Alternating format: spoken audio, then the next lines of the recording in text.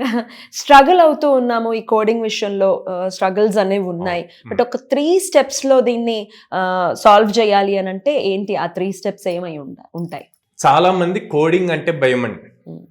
ఎంత భయం, ఈవెన్ కొంచెం హార్డ్ ట్రూత్ అయినా సరే 80% of above students CSC IT background నుంచి వచ్చినా సరే మాకు కోడింగ్ అంటే భయం అంటారు. ఎందువల్ల? అంటే వాళ్ళు నేర్చుకున్న సిచ్యువేషన్స్ బేస్ చేసి కాలేజెస్ లో. సో కోడింగ్ చాలా సింపుల్ థింగ్ అండి. ఎందుకు సింపుల్ అంటే రియల్ టైమ్ ఎగ్జాంపుల్స్ ఎక్స్ప్లెయిన్ చేశారు. అంటే ఫర్ సపోజ్ క్లాస్ రూమ్ ఉంది, ఈ క్లాస్ అనేది క్లాస్ ఆబ్జెక్ట్స్ అనే టాపిక్ ఉంటుంది.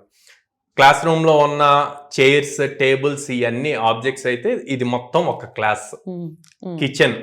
కిచెన్ అన్నది ఒక క్లాస్ అయితే దాని లోపల ఉన్న గ్యాస్ స్టవ్, సిలిండర్ ఇవన్నీ ఆబ్జెక్ట్స్. ఇట్లాగా మల్టిపుల్ ఎగ్జాంపుల్స్ ఎక్స్ప్లెయిన్ చేయటం, అట్లా జావా కాన్సెప్ట్స్ ని కనెక్ట్ చేశారు అన్నమాట.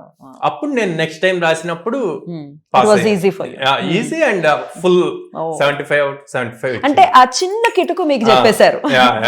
సో ఎవరైతే అట్లా అందరు భయపడతారో అట్లాంటి ఎగ్జాంపుల్స్ నేర్చుకోమంటారు. ప్రాపర్ ట్రైనర్ ఉండాలి, గైడెన్స్ ఇవ్వాలి.